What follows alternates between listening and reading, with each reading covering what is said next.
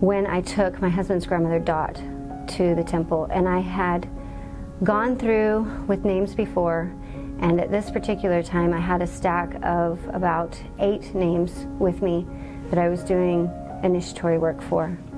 It was the same sister, the same words that were being spoken, and all of a sudden I felt this immense love from this sister, or what I thought was this sister, and I wanted to reach up and hold her and touch her.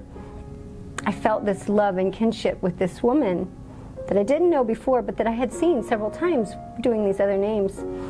And then I looked down to the name that I had on my lap, and I didn't know it, but it was my grandmother Dot, or my husband's grandmother Dot. And I knew at that point that it wasn't the love that I was feeling from this sister, and it wasn't her that I was desiring to hold, that it was my grandmother.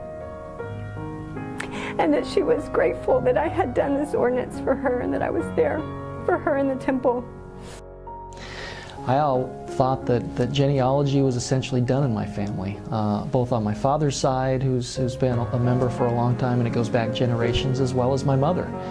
However, we did start looking through based on some of the things that I had learned, and I jumped into the software for Family Search, and went directly into looking at some of the cousins, and immediately found 16 plus, and now we've done over 100 different ordinances that we still have work to do, and it's exciting for us because now whenever we go, there's a family member that we're taking, and that's a special connection for us. It's been a real blessing to me, it's been a blessing to our family, and it's been a wonderful experience to learn that. Now I hope to share that with others. I remember maybe like 5 years ago trying to do some family history work, and I couldn't get anywhere because our family's from Puerto Rico. A few weeks ago at Institute, they taught us how to do family history, and President Peterson sat down with me, and that night we ended up finding about 8 names, I think.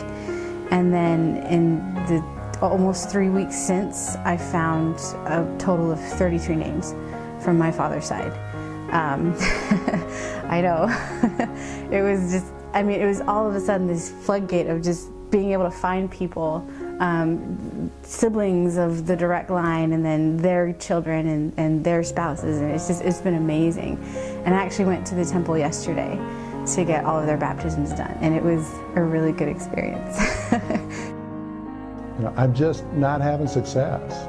I've gone to a couple of the stake activities, we've had the sister missionaries over, we've tried this, but we're just not having any success. And so as I raised my hand, the stake president said, okay, well, when can you come over to my house? It's like, I guess I just committed. So a couple of weeks later, we literally went over to President Scott's house and sat down with his family, and we kind of made a family home union out of it. And pretty soon, we found 4 names that night, just for myself. My wife found some others. We've finished some cards, and just this last week, we literally did the sealings for a stack of cards that was about this thick. And it was an amazing feeling. But I think that's what it took. It took having success. It literally took somebody like, I hate to say it, but President Scott, who literally would take his time, sit us down, and show us how to be successful. I looked at the clock, and it was like 30 minutes after Institute started, and so I wasn't going to go. But I just felt this really strong feeling that I needed to go to Institute. So I went ahead, even though I was going to be 30 minutes late, and went.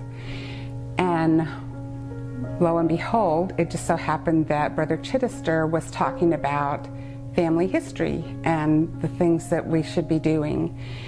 And so it just really touched me really strong. So whenever I got home, I pulled up Family Search and started working on one of the roadblocks that I have been in my family. And I probably worked for a couple of hours, and then it's like this whole line just opened up, and I ended up with 34 names. There were 17 men and 17 women who I hadn't been able to find, and I've worked on it for years, and just all of a sudden they were there. So at the stake priesthood leadership meeting, President Scott knelt down and used his keys and gave a blessing that night we would be able to find people who wanted to be found. And so I searched that night for a couple of hours, and I found one name. A couple months later, I was planning on going to the temple on a Saturday morning, but when I woke up, I had a really strong feeling that I needed to take this name and do the baptism for it. And I felt kind of weird just doing one name, but that's what I did. As I was standing in the font waiting for the brother who was going to baptize me to come in, I had this moment of exhilaration. I was almost shaking. I was so excited. And as I left the temple, I had been thinking about it ever since I had felt that moment. It came to me that was not my exhilaration. That was the name of this brother who had been waiting to go to the temple. Okay, well, once I received the challenge and I started working on it, I will admit that I was hesitant in the beginning because I didn't know what would come of it. But I found that it's something that I love. It's a mystery. First off, it's really fun when you find someone and you finally have a record that shows you who this person was.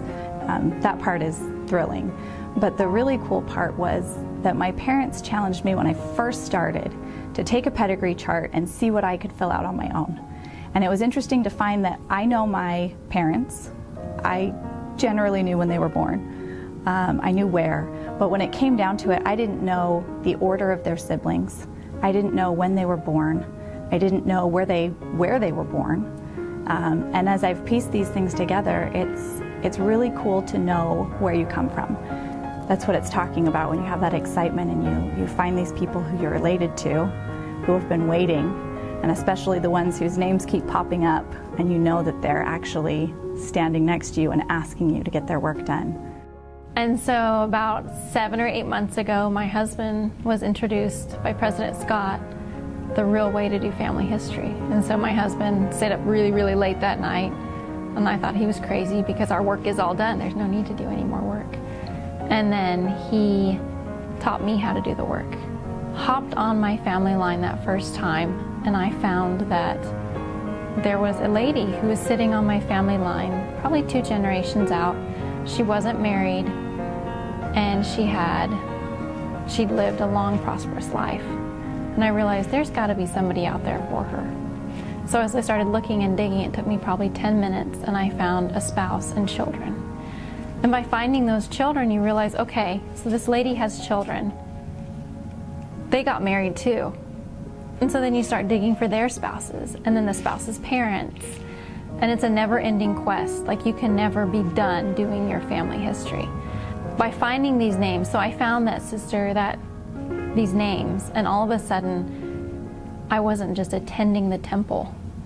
I wanted to be at the temple. I needed to be at the temple because I feel like the ancestors want to be found.